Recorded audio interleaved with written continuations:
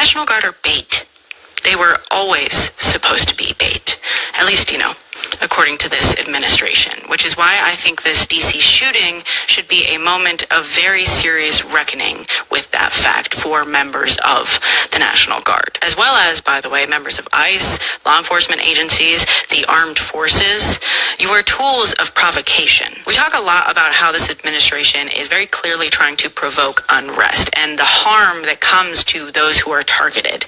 But we don't talk enough about those who are being used to do the targeting. You are expendable to them. They are using you to provoke. And yes, I mean you too, if you're involved in the boat attacks or anything like that. So I do suspect some ICE officers are well aware of this. Otherwise, why would they be spending so much time going after non-violent, non-criminals as opposed to the ones that they're probably more scared of? And just in case you have no idea what I'm talking about, 2 National Guard members in DC were reportedly shot today. While it was first reported that they had lost their lives, apparently they are actually in critical condition. And while many of us condemn this in no uncertain terms, we're also completely unsurprised. This was their goal. Mind you, the suspect has already been apprehended, and according to officials on the ground, it was a lone wolf attack. So what is the purpose of 500 more National Guard troops in DC? You contradict yourselves. Know that your purpose to this administration is not to make this country safer. It is to bait this country. And they don't care what happens to you in that process. Actually, that's not quite true, though, is it? They only care about how useful you are to them. And if you're more useful to them when you're injured or, God forbid, dead, that's what they want. What happened today did not need to happen. And it is not those National Guard members' fault that they were shot today. But it is Trump's. Remember that. The guy was vetted by the CIA because he was working with the CIA in Afghanistan. He was working with the CIA in Afghanistan. So how are you going to tell us that he was not vetted? He came to America. You thought he just retired? He was on the beach somewhere? If he was working with the CIA and he knew the faces of the CIA, when he came to America, he probably was working with the CIA to infiltrate sleeper cells in Muslim communities to work with the CIA. You're not going to sit here and try to give me a counterstrike and shut me up for saying how the CIA didn't know that this man did that shit. It sounds like a psyop to hearten the disposition of the National Guards against the American citizenry, to change the rules of engagement, how the National Guard looks at the American citizens. And now you need 500 more National Guard troops for a guy who allegedly drove from Washington State all the way to Washington, D.C. He could have stopped in Portland. He could have stopped in Chicago. He could have stopped in Tennessee. But he chose to drive all the way to Washington, D.C. to do this to 2 National Guards. You're not going to lie to us. You're not going to lie to us. So if I was the governor, like I said, I would pull my troops out of Washington, D.C. I would pull my National Guards out of there. Because how could this be possible? And you're trying to make it a red and blue thing, but the protocols and procedures for the CIA and vetting of former military coming to the United States of foreign nations should not be blue or red. It should be protocols and procedures, and it should be it should go through multiple administrations. Nothing should have changed. He was a foreign military man that came to the United States. So how you don't have eyes on him? You're lying. You're all lying, and you're trying to do this against the National Guard so the National Guard can do whatever you got planned in Washington, D.C. What you're doing in America, what you're doing against the citizenry, and what you're doing with the troops and against the Constitution is wrong. And the Republicans should be ashamed of themselves for being enough cowards to not say anything and save their children and their grandchildren from what they plan to have carried out in this damn country. The guy was vetted by the CIA, and you're not going to sit up there and think that if you're in the CIA and you retire, you're just not in the CIA no more. No. Why do you think Eric Snowden ran to Russia? He could have got a pardon or something for what he did. But he left Russia. He left America to go to Russia because he know once you in the CIA, you're never out. It's like a gang. Like, come on, man. Stop thinking that we don't know no better. Stop thinking that you're just gonna pull a wool over our eyes.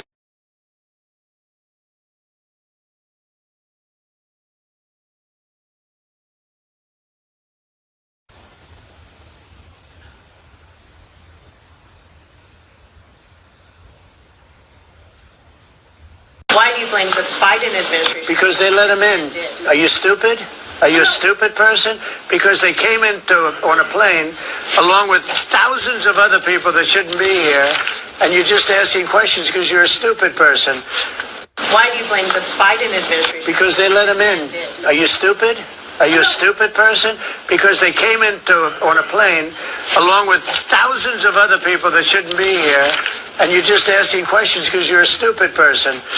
We have some news right now. The suspect in the DC National Guard shooting had a CIA badge and worked directly with the United States CIA in Afghanistan. This is a major development. This is from Jennifer Griffin, who is a really good reporter. She says that the alleged shooter, according to CIA director, was vetted before working with the CIA.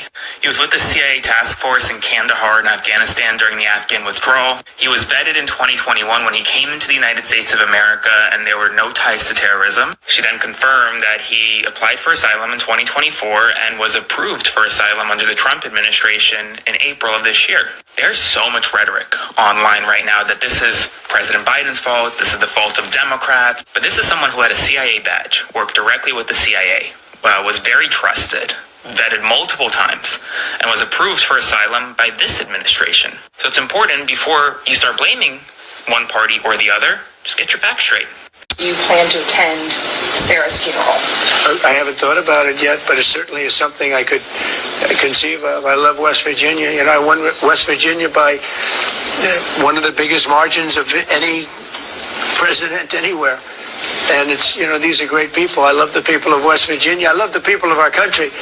But I haven't given it any thought, but it sounds like something I could do, yeah. We have some breaking news right now. The Trump administration is lying to you about the suspect in the National Guard shooting yesterday. The suspect had a CIA ID, worked closely with the Central Intelligence Agency in Kandahar in Afghanistan, and was vetted multiple times, granted asylum by Donald Trump this year. And yet there is this narrative being spread right now that this was somehow President Biden's fault, that he wasn't allowed in the country without proper vetting. None of that is true, and I need your help to spread the word to get accurate information. So like, comment, share, and subscribe to boost this. And also consider subscribing to my Substack by clicking the link below, because there's bombshell news at this hour, even on Thanksgiving. Jennifer Griffin, who's a very well-respected reporter, says that the alleged shooter worked for the CIA in Afghanistan out of the Kandahar base, according to John Ratcliffe, who is Donald Trump's CIA director. The shooter was vetted before working with the CIA by the National Counterterrorism Center and the CIA. He was with the task force in Kandahar. During the Afghanistan withdrawal, the CIA airlifted, with the help of the United States military, many Afghan allies who had worked with the United States government and took special care of those who were badged and worked with the agency. They were taken to bases in Qatar and Europe, and then onward to military bases in the United States, where further vetting was supposed to take place. Having a CIA ID would have put him in the, quote, vetted category. Nothing in his background when he arrived in the United States on September 8th, 2021, suggested links to terrorism. This man applied for asylum in 2024 in December, and then was granted asylum in April under the Trump administration. So here's kind of what happened there. This is from a nonprofit that works with Afghan SIVs like the individual. Essentially, he served in NDS-03, one of the elite counterterrorism units operated by the CIA with direct United States intelligence and military support. He was evacuated by the United States military in August of 2021 after the fall of Kabul. He then arrived under humanitarian parole, which was the temporary authority used to evacuate tens of thousands of American citizens, lawful permanent residents, SIV applicants, and at-risk Afghan partners. He was later granted asylum this year by the Trump administration. He had an active SIV application underway and had received chief of mission approval, but had not yet been granted lawful permanent residence. Instead, he applied for asylum during the Biden administration, but his asylum was approved under the Trump administration.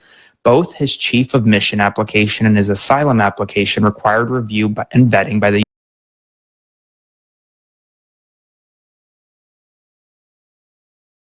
Shalom, shalom, Israel. First and foremost, I want to give all honor, glory, and praise unto YAHAWAH, BaHashem, YAHAWASHI, BaHashem, Both his chief double honors to the elders and apostles, great millstone. Shalom to my YAHAWAH who are diligently waiting to be delivered from this final captivity. This is Brother Kawakub coming at you with another lesson. Today's lesson is going to be on, today's lesson is going to be on this. This is very, I guess, expected. I mean, I don't know if that's the best term to use. Oops. I don't know if that's the best term to use. Position of the National Guard. So, okay, I don't know if that's the best term to use, but basically, I really wanted to go into this because it goes to show how the thing about this is that you have these people that are, or Esau, the leaders, the government that is clearly actively pushing things in the way that it's going right now to destroy the people. There was another video, I want to find it. Where is it?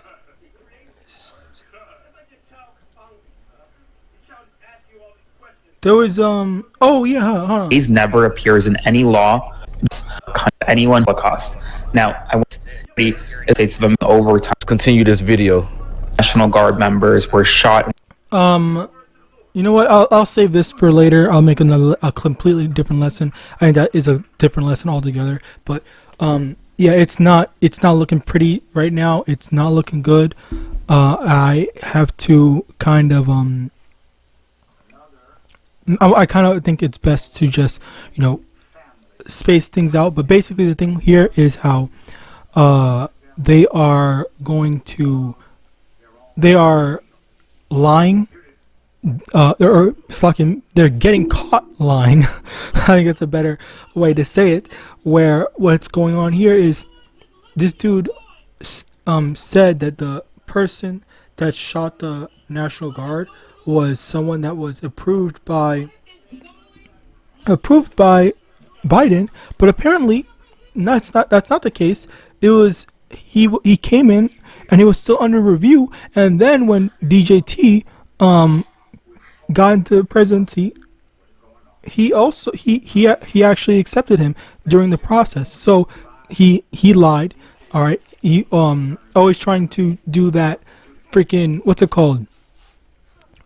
They even said it's lucky. They even said that whole right wing, left wing stuff like that, rather than just actually knowing. Because if you are in the know, you should know that this whole right wing, left wing thing, that does not matter. All that shit means jack shit, because the reality of it, the reality of the situation is that these devils are working overtime with they're doing the same things. They're on the same side, basically. They're not. It's not no one side, this side, and whatnot. All right, it's one side doing the whole thing, and that's the powers that be. All right, the powers that be that are going to be doing all that, doing all this stuff. They're responsible for all this stuff. All right, now, I want to see. Can I see? Is there? Did he show a document? Whatever, it's fine. But yeah. To get into the precepts. All right. Matthew 24 verse 7.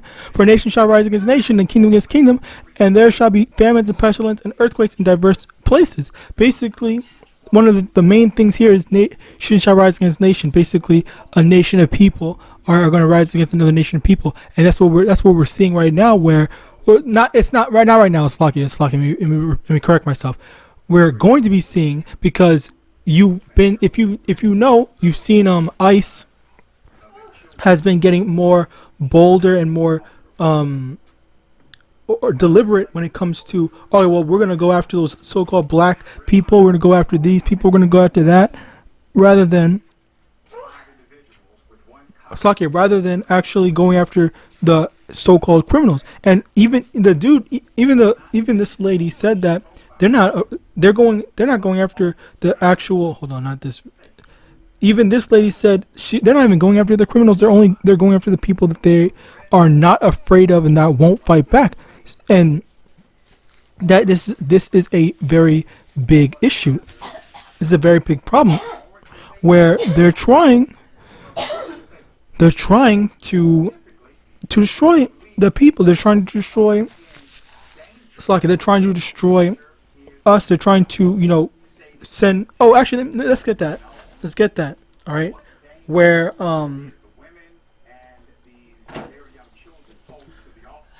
short. Bear with me one moment. Revelation chapter 12, verse 12. Therefore rejoice, ye heavens, and ye that dwell in them. Woe to the inhabitants of the earth and of the sea, for the devil is come down unto you, having great wrath, because he knoweth that he hath but a short time. Esau knows that his time is short. Esau knows that his population is dwindling, or his numbers is dwindling. That's why they got rid of abortion. Abortion was originally meant for killing so-called black kids, unborn black kids, but apparently a lot of their women, the Edomite women, were also getting abortions. So they were saying like, okay, well, we got to put a stop to this because our numbers are dwindling. Whereas Jake or Israelites, their numbers are not dwindling. They're still growing. All right. So as a result of that, that's where we have this thing. That's where we have that thing where they're getting more and more brash and like, okay, well, we have to just do this, we have to do that, we have to do this, like all these different protocols, freaking plans to try to go against and salvage their own their species as well as their fucked up country. But at the same time, they're also destroying their country. Okay, now 2nd Ezra chapter 15 verse 16, for there shall be sedition among men, and invading one another. They shall not regard their kings nor princes, and the courts of their actions shall stand in their power. And that's another thing we see is the whole food stamp thing. Okay, you also see this. I won't bring this in, but yeah, just honorable mention, food stamp and all that stuff. That was another contributing factor to what was going on, where people are not being provided for. They don't have the resources that they need in order to live. All right, so now things are just getting more, and that's actually been, I think crime has been growing as a result of that, where people have been getting more and more desperate. Have been getting more and more desperate as a result of the terrible living conditions. All right, and people just doing crazy things and just going off the rails because of how terrible things have been getting. Second Ezra, Sirach chapter 10 verse 2, as a judge of the people is himself, so are his officers, and what manner of man the ruler of the city is, such are all they that dwell therein. Basically over here where the people are going to copy after their leaders. All right, but at the same time, verse 3, an unwise king destroyeth his people, but through the prudence of them which are in authority the city shall be inhabited. Okay, so basically the king, the leader, all right, the leaders as of right now, they're actively, consciously destroying their people. Not just their people, but also those that follow after them. Basically the Babylonians, not just the Edomites. Okay, so anyone that's in this society, they are also being destroyed as a result of it, because this is not sustainable. All right, this type of living, these type of policies and all that's not sustainable, and the inflation is not getting any better.